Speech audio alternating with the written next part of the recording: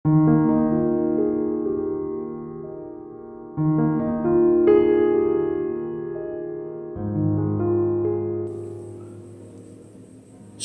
saudara-saudara yang sangat berharga di mata Tuhan. Tuhan mengasihi saudara semua dimanapun saudara berada saat ini. Dan siapapun yang mencari Tuhan pasti akan menemukannya. Mari kita sama-sama masuk ke hadirat Tuhan dalam doa dan ucapan syukur. Bapa yang begitu mengasihi kami, terima kasih untuk sepanjang hari ini yang mana kami merasakan pertolongan dan perlindungan-Mu di dalam hidup kami. Engkau begitu baik kepada kami dan anugerah-Mu melimpah membanjiri kami. Saat malam hari sebelum kami beristirahat, kami mau merenungkan firman-Mu untuk menguatkan dan memampukan kami menjalani hari-hari kehidupan kami. Berikanlah pengertian di dalam hati dan pikiran kami untuk boleh menangkap kebenaran firman-Mu dan menjalankan kehendak-Mu. Terima kasih Bapa, dalam nama Tuhan Yesus Kristus kami berdoa dan mengucap syukur. Amin. Saudara yang terkasih, ayat Alkitab untuk renungan malam ini diambil dari 2 Timotius 2 ayat 20 sampai 21. Dalam rumah yang besar bukan hanya terdapat perabot dari emas dan perak, melainkan juga dari kayu dan tanah. Yang pertama dipakai untuk maksud yang mulia dan yang terakhir untuk maksud yang kurang mulia. Jika seorang menyucikan dirinya dari hal-hal yang jahat, ia akan menjadi perabot rumah untuk maksud yang mulia. Ia dikuduskan, dipandang layak untuk dipakai tuannya, dan disediakan untuk setiap pekerjaan yang mulia. Tuhan memang tidak membeda-bedakan orang, tetapi tidak dapat dipungkiri bahwa terdapat perbedaan kualitas dalam diri setiap orang. Ada orang-orang yang berkualitas emas dan perak, tetapi ada juga orang-orang yang berkualitas kayu dan tanah. Tuhan Yesus sendiri mengatakan bahwa ada tingkat-tingkat kebesaran dalam kerajaan sorga. Mari kita baca dalam Matius 18 ayat 1-4.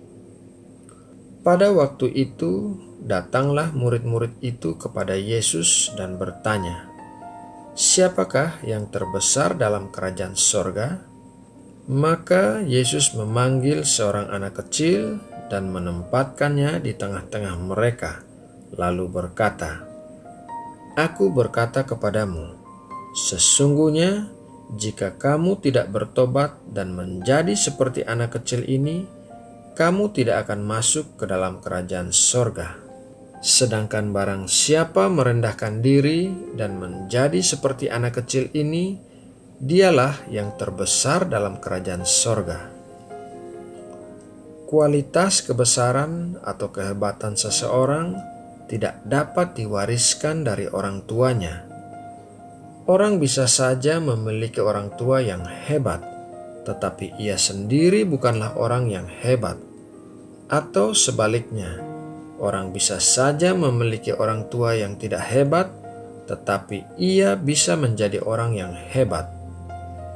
Kualitas kehebatan seseorang juga tidak ditentukan berdasarkan kekayaan atau kemiskinannya. Orang kaya belum tentu seorang yang hebat, dan orang miskin pun demikian. Kualitas kehebatan seseorang juga bukan ditentukan dari talenta dan popularitasnya.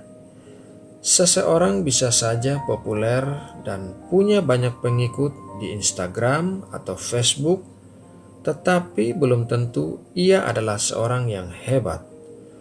Kualitas kehebatan seseorang bukanlah hal yang murahan, karena kehebatan diperoleh melalui kesulitan dan harga yang mahal.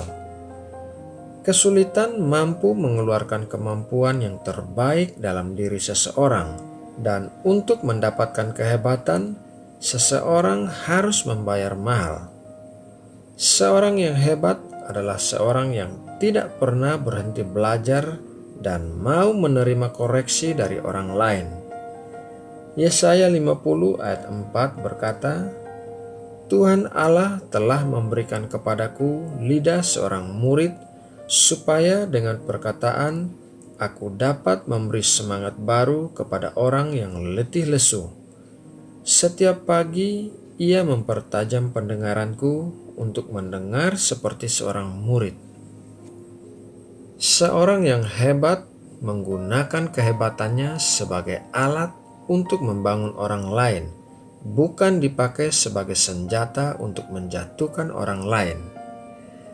Daud adalah seorang yang hebat karena ia tidak berusaha membalas kejahatan yang dilakukan Saul terhadapnya, melainkan di tengah kesuksesannya, ia berusaha mencari sisa-sisa keluarga Saul agar dapat melimpahkan kebaikannya. Yusuf juga seorang yang hebat, karena setelah ia sukses, ia tidak berusaha membalas saudara-saudara yang telah menjualnya sebagai budak atau membalas Potifar dan istrinya yang telah menjebloskannya ke penjara atau membalas juru minuman raja yang telah melupakannya setelah Yusuf melakukan kebaikan kepadanya.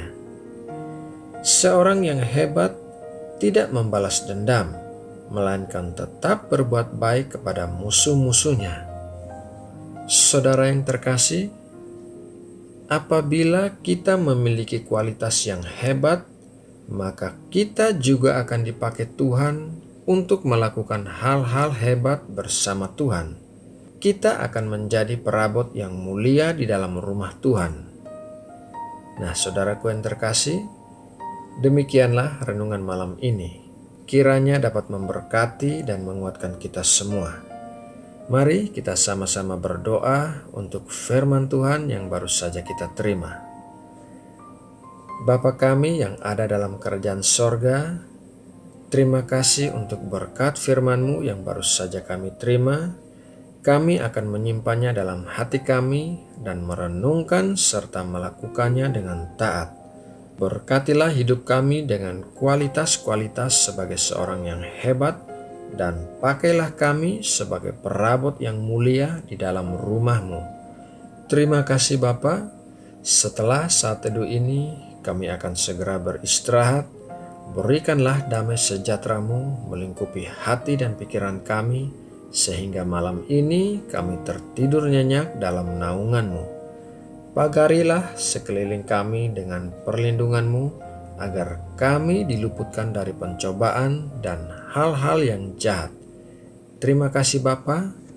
Malam ini kami juga mau mendoakan bangsa Indonesia dan para pemimpin negara kami.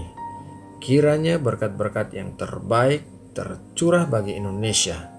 Indonesia dipenuhi dengan kebaikan dan kemurahan-Mu. Berkati juga para pemimpin negara kami dengan hikmat dan kepandaian untuk membawa negara ini menjadi negara yang aman, damai, dan sejahtera. Terima kasih Bapa. Dalam nama Tuhan Yesus Kristus kami berdoa dan mengucap syukur. Amin.